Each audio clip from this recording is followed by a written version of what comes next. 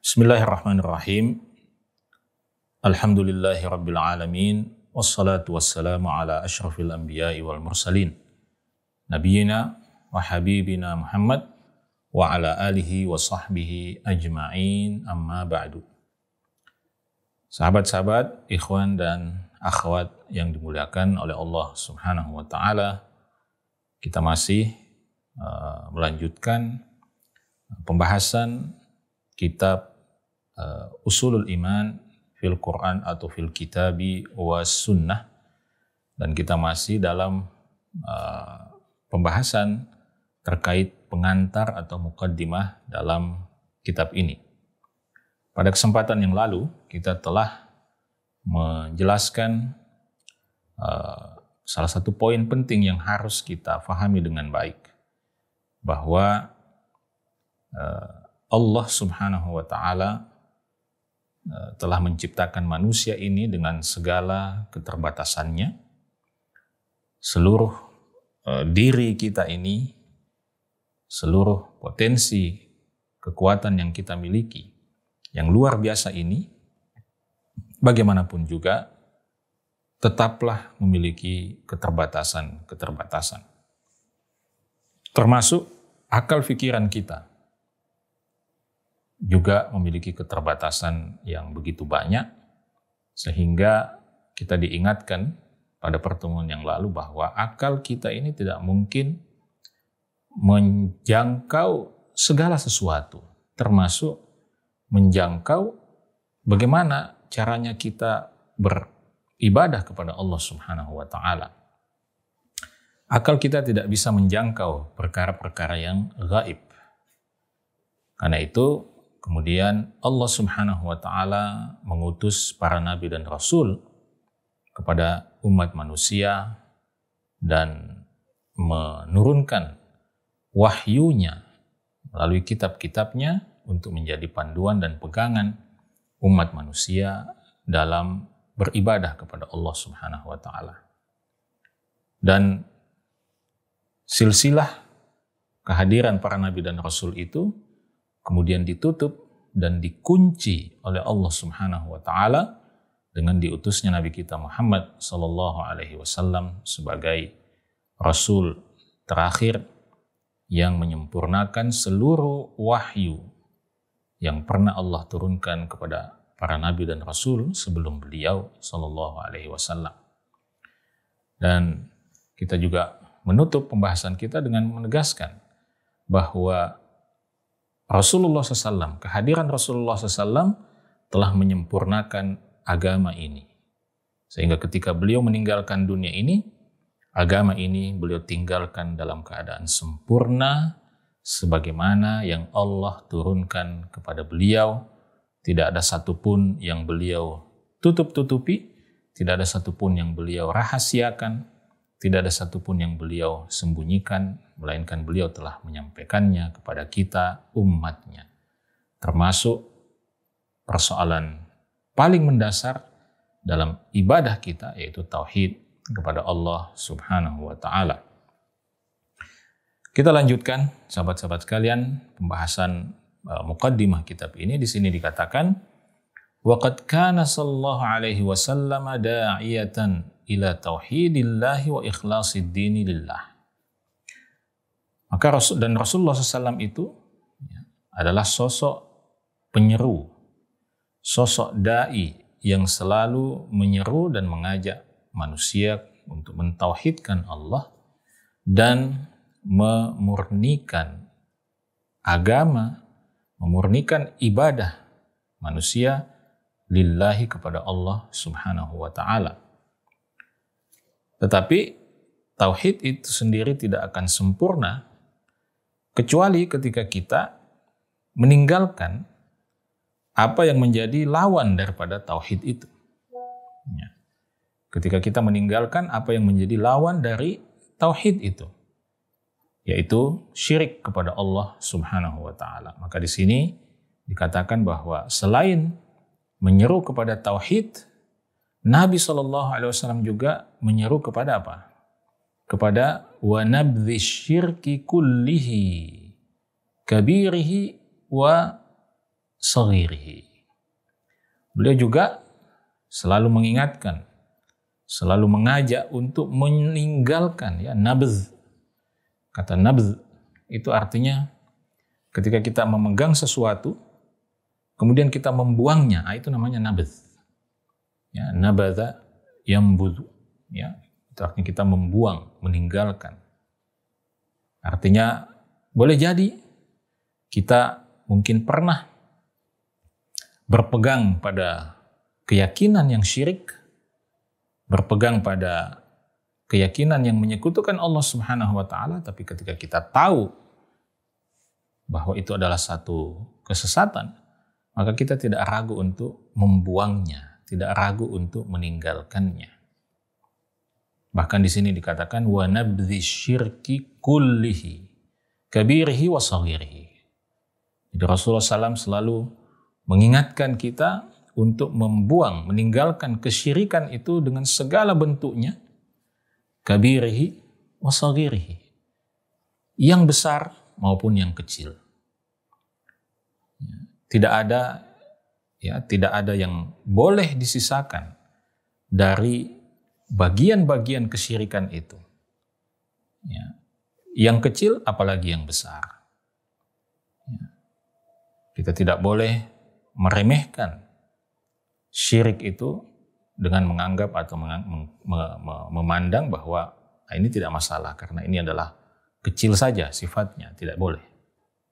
Semua bentuk kesyirikan itu harus dibuang jauh-jauh. Karena itu dalam beberapa hadis Nabi SAW selain menjelaskan bahaya syirik secara umum, beliau juga seringkali mengingatkan para sahabatnya untuk hati-hati dengan jalan, dengan amalan yang mungkin pada mulanya bukan merupakan satu kesyirikan, tetapi kalau terus-menerus dilakukan, itu bisa menjatuhkan seorang hamba dalam kesyirikan kepada Allah Subhanahu wa taala. Dan apa yang dilakukan oleh Nabi SAW ini, di sini dikatakan sya'na jami'il mursalin. Jadi beliau SAW selalu mengajak kepada tauhid dan mengingatkan kita untuk menjauhi, membuang segala macam bentuk kesyirikan, sya'na jami'il mursalin, sebagaimana yang dilakukan oleh seluruh nabi dan rasul sebelum beliau. Idh anna rusula kullahum muttafiquna ala dhalik. Karena seluruh rasul yang diutus oleh Allah Subhanahu wa taala itu sepakat untuk mendakwahkan tauhid dan menjauhi, mengingatkan umatnya untuk menjauhi kesyirikan kepada Allah Subhanahu wa taala. Mutadhafiruna 'ala ad-da'wati ilaih. Ya, mereka sepakat untuk mendakwahkan tauhid dan memberikan peringatan tentang bahaya syirik itu. Bahkan bukan sekedar sepakat, bal huwa muntalaqu da'watihim. Bahkan dakwah kepada tauhid itu menjadi titik tolak dakwah para nabi dan rasul. Wa zubdatu risalatihim, dan menjadi intisari dari dakwah mereka. Ya, wa asasu bi'tsatihim, dan menjadi landasan utama diutusnya mereka oleh Allah Subhanahu wa taala. Jadi tauhid ini bukan persoalan yang main-main. Ya, ini menjadi titik tolak dan menjadi alasan utama kehadiran para nabi dan rasul di muka bumi ini adalah untuk menyampaikan tauhid itu. Ya, untuk memperbaharui nilai tauhid dalam kehidupan umat manusia, sehingga ketika nilai tauhid itu mulai redup, nilai tauhid itu mulai menghilang, nilai tauhid itu mulai kabur, maka Allah Subhanahu wa taala akan mengirim lagi seorang nabi, seorang rasul. Dan saat ini ketika Nabi kita Muhammad SAW sudah tidak lagi hadir bersama dengan kita, maka tugas itu dilanjutkan oleh para ulama. Itulah sebabnya beliau mengatakan al-ulama'u warathatul anbiya. para ulama itu adalah pewaris para nabi. Tetapi para nabi itu jangan dibayangkan mereka mewariskan dinar, mewariskan dirham, mewariskan harta. Tidak, bukan itu yang diwariskan oleh para nabi. Tapi yang diwariskan adalah ilmu. Ilmu apa yang diwariskan oleh para nabi dan rasul itu? Bukan ilmu sembarang ilmu, tetapi ilmu tauhid. Inilah satu-satunya ilmu yang disepakati oleh para nabi dan rasul, yaitu ilmu tentang tauhid kepada Allah Subhanahu wa taala yang kemudian diwariskan kepada para ulama. Maka itulah makna al-ulama warasatul anbiya. Nah, di sini dikutip ya, diangkat beberapa ayat di dalam Al-Qur'an yang menegaskan kesimpulan sebelumnya bahwa tauhid adalah merupakan dakwah seluruh nabi dan rasul. Bahwa para nabi dan rasul itu memiliki satu kesamaan, satu misi yang sama, satu tugas utama yang sama, yaitu menegakkan tauhid, menyampaikan tauhid dan memberikan peringatan terhadap bahaya syirik pada Allah Subhanahu wa taala. Di sini misalnya diangkat firman Allah Subhanahu wa taala dalam surah An-Nahl. Yaqulullahu ta'ala, Allah Subhanahu wa ta'ala berfirman, "Wa laqad ba'atsna fi kulli ummatir rasula." Dan sungguh kami telah mengutus pada setiap umat itu rasula, seorang rasul. Apa misi sang rasul itu? Ani'budullah. Misinya adalah untuk menyampaikan agar mereka menyembah kepada Allah Subhanahu wa taala, wajtanibut taghut, dan jauhilah taghut. Jadi pesan para nabi, para rasul itu adalah u'budullah, sembahlah kalian akan Allah Subhanahu wa taala. Sembahlah oleh kalian, sembahlah Allah. Wajtanibut taghut, dan jauhilah segala bentuk taghut. Taghut itu adalah satu istilah untuk apapun dan siapapun yang disembah, yang dicintai, yang ditaati, yang dipatuhi, melebihi ketaatan, melebihi cinta kepada Allah Subhanahu wa taala, dan sosok itu rela diperlakukan seperti itu. Itulah taghut. Taghut ini adalah merupakan simbol kesyirikan. Sehingga makna ayat ini dengan kata lain memerintahkan kepada kita untuk menjauhi kesyirikan. Lalu apa kata Allah Subhanahu wa taala? Faminhum man hadallah.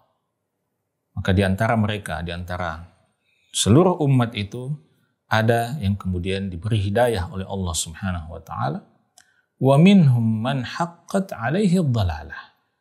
Dan di antara mereka ada yang layak, ada yang pantas untuk mendapatkan kesesatan. Sehingga tidak bisa manusia kemudian mengatakan, saya tersesat karena Allah Subhanahu wa taala. Ya, Allah yang memang yang menakdirkan semuanya, tetapi manusia tersesat karena memang dia melayakkan dirinya dan memantaskan dirinya untuk menjadi manusia yang tersesat. Fasiru fil ard, maka berjalanlah kalian di muka bumi.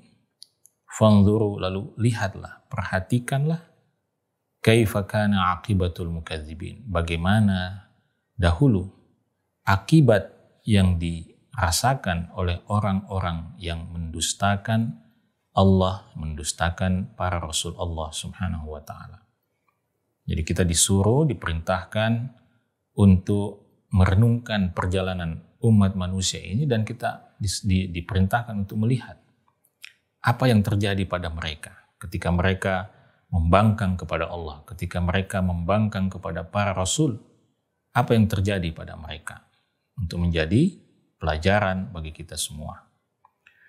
Wa qala, dan Allah Subhanahu wa taala juga berfirman, wa ma arsalna min qablika min rasul, dan tidaklah kami mengutus seorang rasul sebelum engkau wahai Muhammad, illa kecuali nuhi ilaih, kecuali kami wahyukan kepadanya annahu la ilaha illa ana fa'budun. Kami wahyukan kepada Rasul itu bahwa tidak ada Tuhan, tidak ada ilah yang berhak disembah kecuali aku, kata Allah Subhanahu wa taala, fa'budun, maka sembahlah aku, kata Allah Subhanahu wa taala. Ayat ini menegaskan, menguatkan apa yang disampaikan pada ayat sebelumnya, bahwa semua nabi dan rasul itu menyampaikan pesan tauhid yang sama. Kemudian dikutip lagi firman Allah Subhanahu wa taala dalam surah Az-Zukhruf, was'al man arsalna min qablika min rusulina. Dan tanyakanlah, wahai Muhammad, kepada rasul-rasul yang telah kami utus sebelum engkau. Aja'alna min dunir rahmani alihata yu'badun. Apakah kami menetapkan ada Tuhan selain Ar-Rahman, selain Allah Subhanahu wa taala, yang yu'badun, yang juga disembah selain menyembah kepada Allah Subhanahu wa taala? Tentu jawabannya tidak. Jadi ini adalah pertanyaan yang berfungsi untuk menegaskan bahwa tidak ada Tuhan lain yang disembah selain Allah Subhanahu wa taala. Lalu kemudian di sini diangkat juga firman Allah Subhanahu wa taala dalam surah Asy-Syura, wa qala ta'ala, dan Allah Subhanahu wa taala berfirman, syara'a lakum minad din. Allah telah menetapkan, telah mensyariatkan agama untuk kalian. Agama ini ma wassa bihi Nuhan, juga adalah agama yang diwasiatkan, ya, dipesankan kepada Nuh alaihissalam. Walladzi auhayna ilaik, dan juga kami wahyukan kepadamu wahai Muhammad. Wa ma wassayna bihi Ibrahim, dan kami wasiatkan, kami sampaikan kepada Ibrahim, wa Musa, wa Isa dan Isa. Apa syariat itu atau apa pesan itu? An aqimuddin, agar mereka menegakkan agama ini. Dan tentu inti menegakkan agama itu adalah menegakkan tauhid, wala tatafarraqu fihi, dan jangan kalian berpecah belah di dalam agama ini. Nah, ayat ini menunjukkan pada kita bahwa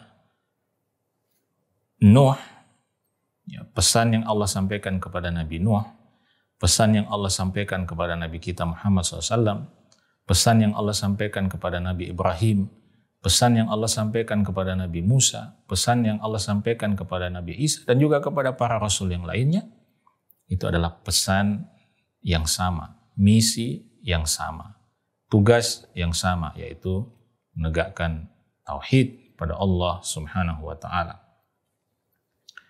Karena itu di sini dilengkapi dengan penegasan dari Rasulullah Sallallahu Alaihi Wasallam. Di sini dikatakan waqad tsabata fis sahihain, telah disebutkan, diriwayatkan, ya, di dalam kitab Sahihain, ya, di dalam dua kitab sahih, yaitu Sahih Bukhari dan Muslim, an Abi Hurairah radhiyallahu taala anhu, dari sahabat Abu Hurairah radhiyallahu taala anhu, an Rasulillah sallallahu alaihi wasallam, dari Rasulullah sallallahu alaihi wasallam, annahu qala, bahwasanya beliau bersabda, al-anbiya'u ikhwatun li'allatin. Para nabi dan rasul itu adalah saudara sebapak, ya. Jadi diibaratkan para nabi dan rasul itu adalah saudara sebapak, ya, maksudnya bapak mereka satu, ummahatuhum syatta, tetapi ibu mereka berbeda. Jadi saudara sebapak lain ibu, ya. Saudara sebapak itu untuk menggambarkan bahwa tauhid, ajaran utama mereka sama, yaitu tauhid kepada Allah Subhanahu wa taala, dan ibu ini menggambarkan syariat, ya, syariat yang sifatnya praktikal, sifatnya amaliyah, itu berbeda. Wadinuhum wahidun, tetapi agama mereka pada intinya adalah satu, yaitu menyembah hanya kepada Allah. La ilaha illallah, tauhid kepada Allah Subhanahu wa taala, mengikhlaskan agama kepada Allah Subhanahu wa taala. Maka di sini dikatakan fad-dinu wahidun. Maka agama, penghambaan ibadah itu satu, yaitu kepada Allah Subhanahu wa taala. Wal aqidatu wahidatun. Aqidah, keyakinan para nabi dan rasul itu satu, yaitu keyakinan meyakini keharusan menyembah hanya kepada Allah Subhanahu wa taala. Wa innama hasalat tanawwu'u bainahum fi syara'i. Ya. Terjadi, ya, akan tetapi terjadi perbedaan itu, keragaman itu terjadi di antara para nabi dan rasul hanya pada apa? Hanya pada syariat-syariat mereka. Jadi istilah syariat dalam konteks ini mewakili hal-hal yang sifatnya amaliyah, hal-hal yang sifatnya praktikal. Salat kita berbeda tata caranya misalnya dengan salatnya Nabi Musa alaihissalam. Puasa kita misalnya berbeda dengan tata cara puasa umat Nabi Musa, Nabi Isa alaihissalam. Tetapi kepada siapa salat dan puasa itu ditujukan, yaitu kepada Allah Subhanahu wa taala, ini sama, sepakat, tidak ada bedanya. Ya, tidak ada bedanya. Itulah makna sabda Nabi SAW bahwa para nabi itu ibaratnya seperti saudara yang satu bapak tetapi berlainan ibu. Satu bapak itu maksudnya sekali lagi satu tauhid tapi syariatnya yang berbeda atau yang beragam. Kama qala ta'ala, sebagaimana yang Allah Subhanahu wa taala firmankan, likullin ja'alna minkum syir'atan wa minhaja. Untuk setiap umat, ya, dari kalian itu ja'alna minkum syir'atan wa minhaja.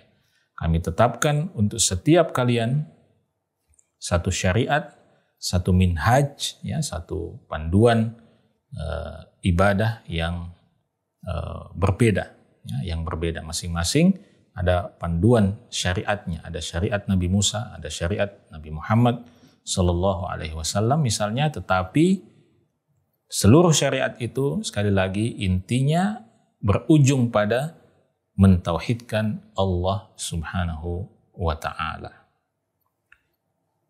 Demikian pembahasan kita. Insya Allah kita masih akan melanjutkan sedikit lagi pembahasan yang juga penting di dalam bagian muqaddimah atau di dalam bagian pengantar ini.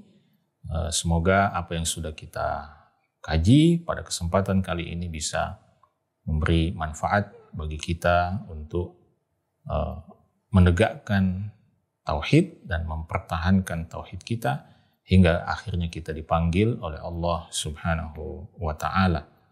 Demikian sahabat-sahabat, ikhwan dan akhwat yang dimuliakan Allah, kita cukupkan. Wassallallahu wasallam wa baraka ala nabiyyina Muhammad wa ala alihi wa sahbihi wasallam. Wassalamualaikum warahmatullahi wabarakatuh.